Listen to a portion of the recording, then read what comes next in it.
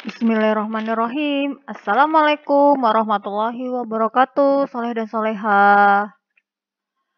Apa kabar hari ini? Semoga sehat selalu ya. Oke, Ananda sekalian, berjumpa lagi ya bersama Ustazah Fauzia. Oke, hari ini kita belajar tematik jilid 6C ya, subtema 3. Oke. Nah, yang pertama kita pelajari itu yaitu pembelajaran IPS. Oke, anak-anak, siap untuk menerima materi hari ini? Oke, semangat ya. Nah, sebelum kita memulai kegiatan kita pada hari ini, mari kita awali dengan melafazkan basmalah. Bismillahirrahmanirrahim. Oke, anak-anak, mari kita mulai ya. Nah, pembelajaran kita hari ini mengenai perkembangan teknologi ya, baik di bidang ekonomi dan transportasi. Nah, anak-anak, pada zaman modern ini ya, banyak manusia yang menggunakan namanya alat bantu praktis ya, untuk mempermudah berbagai kegiatannya. Nah, teknologi mempunyai peranan sangat penting untuk menunjang kemudahan itu. Secara umum, teknologi adalah keseluruhan sarana untuk menyediakan barang-barang yang diperlukan bagi kelangsungan, kenyamanan, dan kemudahan hidup manusia. Pada pembahasan kita kali ini, kita akan mempelajari perkembangan teknologi di bidang ekonomi dan di bidang transportasi. Oke anak-anak, maka yang kita bahas pertama adalah kemudahan pemanfaatan teknologi di bidang ekonomi. Nah, sekarang ini banyak ya aplikasi yang tercipta atau diciptakan untuk memfasilitasi perekonomian suatu negara, sehingga akibatnya jarak dan waktu bukan masalah yang berarti untuk mendukung pertumbuhan ekonomi.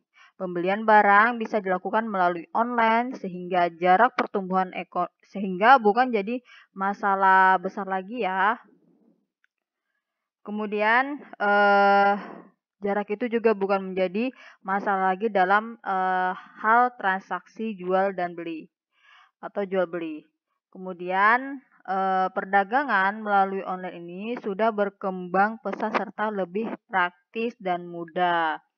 Jadi tidak terlalu ribet lagi harus datang ke tempat untuk melakukan transaksi. Nah, begitu pula dengan penyimpanan uang. Dahulu, orang menyimpan uang di dalam kotak atau celengan yang disimpan di rumah. Ya, sekarang mereka menyimpan uang di bank. Ya, kemudian mereka cukup dengan kartu ATM untuk melakukan transaksi di mana saja dan kapan saja. Nah, kartu ATM bisa dibawa kemana-mana karena ukurannya yang lebih kecil, tipis, dan lebih praktis ya.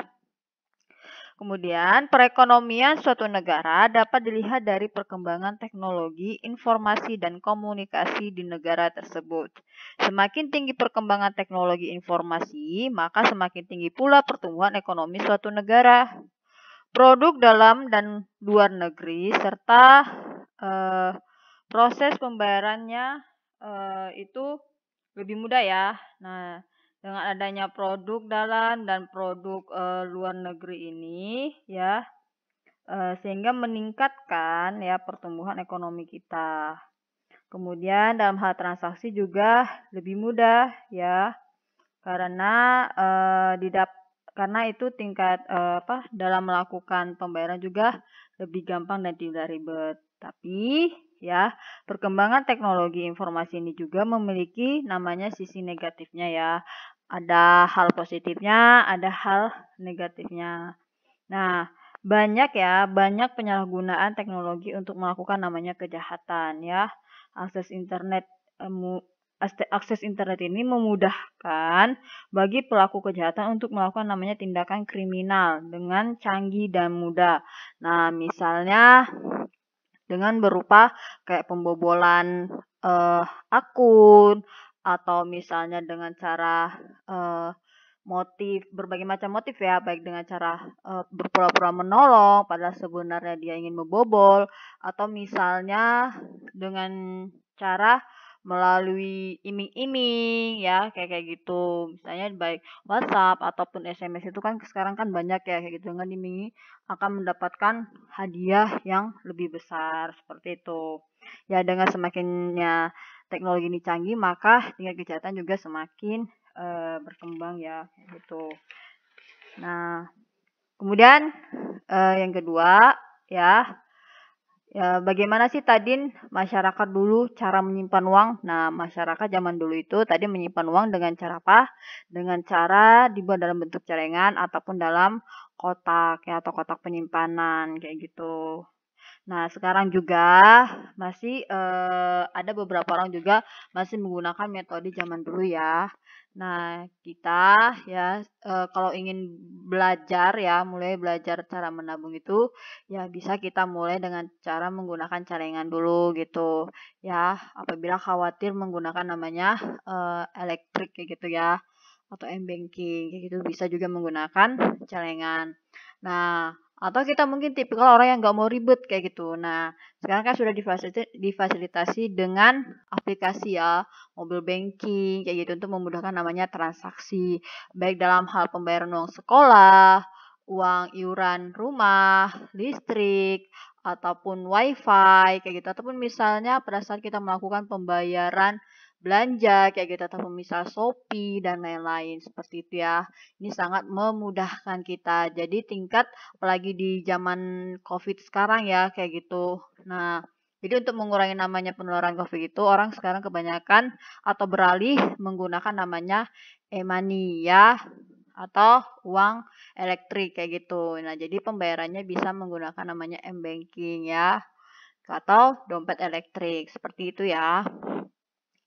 Nah, kemudian apa sih pengaruh kemajuan transportasi terhadap perubahan sosial budaya kita? Nah, yang pertama ya, dengan kebutuhan ya menggunakan alat transportasi merupakan itu contoh perubahan sosial di masyarakat. Nah, seiring perkembangan zaman, perkembangan alat transportasi pun juga semakin maju ya, seperti pesawat terbang ataupun jet pribadi seperti itu ya. Nah, alat transportasi tersebut juga mampu menempuh jarak yang jauh dalam waktu yang cepat. Nah, misalnya kita dari Jakarta mau ke Papua. Nah, kalau kita menggunakan alat transportasi darat pasti membutuhkan waktu yang cukup lama ya, karena harus melewati beberapa provinsi kayak gitu. Kemudian harus menyeberang lagi kayak gitu. Nah, kalau kita menggunakan alat transportasi laut nih, misalnya kapal, sama aja ya, pasti juga membutuhkan waktu yang lama juga kayak gitu. Karena kita juga kan harus menyeberangi beberapa pulau kayak gitu. Kemudian kita harus juga singgah di beberapa pulau untuk istirahat kayak gitu kan. Mungkin kan dalam satu hari itu lanjut dari Jakarta langsung ke Papua itu kan juga nggak mungkin kayak gitu. Pasti itu namanya jeda atau istirahat. Nah, kalau kita menggunakan pesawat itu waktu yang dibutuhkan lebih efisien ya atau lebih cepat kayak gitu.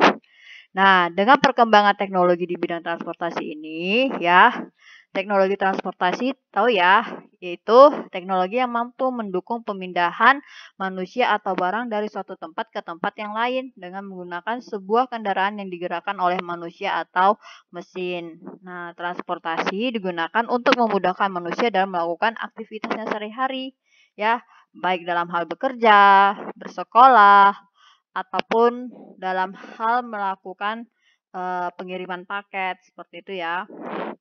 Nah, alat transportasi darat pada masa lalu awalnya menggunakan tenaga manusia ya atau dengan tenaga hewan, yaitu dengan cara dipikul ya, digendong atau didorong seperti sepeda, seperti becak ataupun gerobak atau gerobak dorong.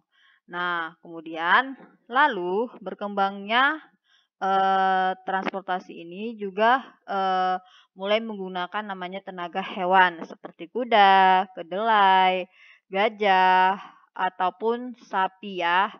Nah, kemudian contohnya seperti pedati yang ditarik oleh sapi, delman yang ditarik oleh kuda, dan sebagainya seperti itu. Nah, sementara itu, alat transportasi laut menggunakan tenaga alam atau angin, yaitu perahu layar. Kemudian, alat transportasi laut yang menggunakan tenaga manusia seperti rakit dan perahu dayung. Nah, coba bayangi kamu, misalnya nih ya, paling dekat aja. Misalnya kamu dari Jakarta misalnya mau ke Pulau Jawa kayak gitu. Atau misalnya nih dari Madura misalnya nyebrang ke Bali. Nah, kalau kamu menggunakan perahu dayung kan pasti eh membutuhkan waktu yang sangat-sangat lama ya kayak kayak gitu. Kemudian apalagi kamu menggunakan tenaga kamu sendiri. Nah, apa yang kamu gunakan situ berarti otot tangan kamu kayak gitu. Pasti sangat lelah banget kayak gitu. Nah, alat transportasi zaman dulu itu mempunyai kelebihan dan kekurangan ya. Kelebihannya adalah tidak menimbulkan namanya polusi ya, tidak pada zaman sekarang. Sehingga udara menjadi lebih bersih dan segar. Nah, kekurangannya adalah membutuhkan waktu yang sangat lama dalam perjalanan dan kurang memberikan kenyamanan ya. Kemudian teknologi transportasi masa kini terus berkembang dan semakin canggih. Sekarang ini jika kita melakukan perjalanan dengan memanfaatkan transportasi modern, maka akan lebih cepat mencapai tujuan dan lebih nyaman ya. Alat transportasi massal yang sekarang digemari adalah pesawat terbang dan kereta api. Ya, akan tetapi, tetap saja ya ada kelemahan ketika menggunakan teknologi transportasi yang sudah modern ini. Nah, beberapa kali terjadi namanya kecelakaan baik pesawat, kereta, ya ataupun yang lainnya. Begitu pula dengan tingkat polusi udara yang dihasilkan dari berbagai kendaraan, ya. Misalnya dari kendaraan motor ya bisa polusi udara yang dihasilkan oleh kendaraan motor, mobil, atau misalnya bajai, seperti itu ya. Tentunya ini akan menjadi koreksi bersama agar perkembangan teknologi transportasi juga dapat memberikan keamanan dan ketenangan bagi penggunanya. Nah, anak-anak, coba apa sih pengaruh bagi kehidupan manusia dengan adanya kemajuan teknologi di bidang ekonomi dan transportasi? Kemudian, apa sih dampak positif dan negatif dari kemajuan teknologi di bidang ekonomi dan transportasi yang terus berkembang pada saat ini? Nah, sekarang kita masuk ke tugas 1 ya, bagian ayo aplikasikan halaman 127. Silakan dikerjakan ya. Kemudian, ya, teknologi yang terus berkembang adalah kenyataan yang tidak bisa kita pungkiri ya, anak-anak. Kemajuan teknologi bisa mempengaruhi kehidupan kita. Sebagai orang yang cerdas, kita tidak boleh menjadi korban teknologi, ya. Sebaliknya, kita harus bisa mengambil banyak hal positif dari kemajuan teknologi tersebut. Nah, ini terdapat pada Quran Surah Luqman ayat 33 yang bunyinya, Bismillahirrahmanirrahim. Fala takhurrannakumul hayatud dunya, yang artinya janganlah sekali-kali kamu terpedaya oleh kehidupan manusia. Nah, maksudnya ini berarti tersebut menjelaskan agar kita tidak terpedaya oleh kemajuan teknologi. Nih, ibarat sebilah pisau, ia dapat digunakan untuk membantu pekerjaan manusia, tetapi juga dapat digunakan untuk melukai bahkan menghilangkan nyawa manusia. Semua tergantung kepada siapa yang menggunakan pisau tersebut. Untuk itu, marilah kita memanfaatkan nilai-nilai positif dari perkembangan teknologi tersebut agar tetap bernilai ibadah di sisi Allah Subhanahu wa taala. Nah, masih makalah manfaatnya dan lindungilah dirimu dari keburukan yang dapat ditimbulkannya. Seperti itu ya. Oke, sekarang kita lanjut ke pelajaran PPKN ya. Mengenai tanggung jawab terhadap hak dan kewajiban. Oke. Nah, sebelumnya kita sudah belajar ya, apa sih yang dimaksud dengan hak dan kewajiban.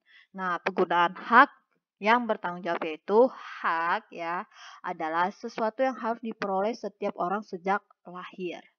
Nah, hak harus digunakan dengan bertanggung jawab agar tidak merugikan diri sendiri maupun orang lain.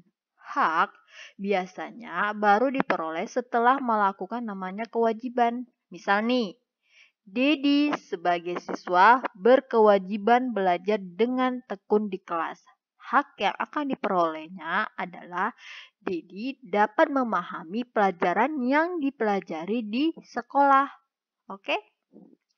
Nah, kemudian kalau dalam kehidupan sehari-hari, misalnya di rumah, kewajiban kita apa sih? Misalnya nih ya. Nah, misalnya mematikan saklar saat listrik selesai dimanfaatkan. Misalnya nih, kamu sudah selesai belajar online. Maka kewajiban kamu apa? Mematikan komputer, ya, komputer yang sudah kamu gunakan ataupun laptop yang sudah kamu gunakan, kayak gitu, atau alat elektronik yang sudah kamu gunakan. Oke? Atau misalnya nih, kamu nonton TV, kayak gitu. Ketika kamu sudah mulai bosan untuk nonton TV, maka kewajiban kamu apa? Mematikan TV tersebut, bukan membiarkannya nyala selama berjam-jam, seperti itu ya. Kemudian haknya adalah kita merasakan ya tagihan biaya listriknya lebih murah ya kalau kita mematikan alat elektronik ketika kita sudah selesai menggunakannya, maka tagihannya akan lebih murah ketimbang ketika kita sudah selesai menggunakan alat elektronik tapi kita lalai atau lupa mematikan alat elektronik tersebut, maka tagihan listrik rumah kita juga akan semakin bengkak atau semakin besar. Seperti itu ya. Atau misalnya kita menggunakan alat elektronik secara bersamaan. Misalnya TV nyala, laptop nyala, kemudian AC atau kipas angin juga nyala. Itu sama aja dengan pemborosan ya. Kalau terjadi namanya pemborosan, maka otomatis biaya tagihan listrik juga akan semakin besar atau membengkak. Seperti itu ya. Nah, kemudian hak dan kewajiban itu juga melekat pada setiap setiap individu ya, sesuai dengan profesi masing-masing. Hak dan kewajiban hendaknya dilakukan secara bertanggung jawab ya. Bertanggung jawab terhadap hak dan kewajiban memiliki banyak manfaat yang akan diperoleh. Sikap bertanggung jawab merupakan salah satu sikap terpuji yang dapat kamu biasakan dalam kehidupan sehari-hari. Sikap bertanggung jawab merupakan suatu perbuatan seorang atau sekelompok orang yang menanggung segala sesuatu apabila terjadi suatu kejadian atau peristiwa. Seorang atau sekelompok orang tersebut dapat dituntut atau dipermasalahkan, bahkan dapat diperkarakan. Nah, kita dapat membiasakan sikap bertanggung jawab di lingkungan keluarga, sekolah, masyarakat, dan negara. Sikap tanggung jawab dapat dibiasakan sejak dini dalam lingkungan keluarga. Setiap anggota keluarga memiliki tanggung jawab masing-masing. Orang tua memiliki tanggung jawab mencari nafkah untuk keluarga, ibu memiliki tanggung jawab untuk mengelola keuangan keluarga, dan anak memiliki tanggung jawab untuk belajar. Dengan demikian, seluruh anggota keluarga mempunyai tanggung jawab memelihara keharmonisan dalam keluarga sehingga terbentuk keluarga yang bahagia dan sejahtera. Nah, sikap bertanggung jawab juga dilakukan dalam lingkungan sekolah. Misal, sekolah merupakan rumah kedua dan guru merupakan orang tua kedua bagi siswa. Di sekolah kita dapat memperoleh banyak ilmu pengetahuan dan menambah wawasan. Oleh karena itu, kita harus bersungguh-sungguh melaksanakan tanggung jawab sebagai siswa. Oke, contoh, tanggung jawab menaati tata tertib sekolah atau peraturan sekolah, ya. Kemudian sikap bertanggung jawab dalam lingkungan masyarakat, ya, dapat kita tunjukkan dalam berbagai bentuk ya, diantaranya ikut menjaga kebersihan dan keamanan lingkungan masyarakat serta mengikuti kegiatan gotong royong dalam masyarakat. Selain itu apalagi? Misalnya mengikuti namanya kegiatan siskamling atau jaga malam seperti itu, ya. Itu juga salah satu contoh sikap bertanggung jawab terhadap lingkungan masyarakat. Kemudian, menjalani kehidupan sosial sebagai warga negara tidak terlepas dari banyak nilai dan norma yang mengatur. Indonesia menjadi negara yang demokratis dan terbuka, sehingga setiap orang dapat memilih apa yang akan dilakukan. Akan tetapi, sebagai warga yang baik dan bertanggung jawab, tentunya kita akan melakukan hal-hal positif untuk kebaikan kita bersama. Ya. Nah, anak-anak, coba dibuka bukunya yang halaman 130 ya. Bagian ayo eksplorasi itu silahkan untuk dikerjakan ya. Kemudian bagian ayo aplikasikan silahkan untuk dikerjakan. Oke, demikian pembelajaran kita hari ini. Thank you for attention all and mari kita tutup kegiatan kita ini dengan melafazkan hamdalah. Alhamdulillahirabbil alamin. Assalamualaikum warahmatullahi wabarakatuh. Anak-anak hebat.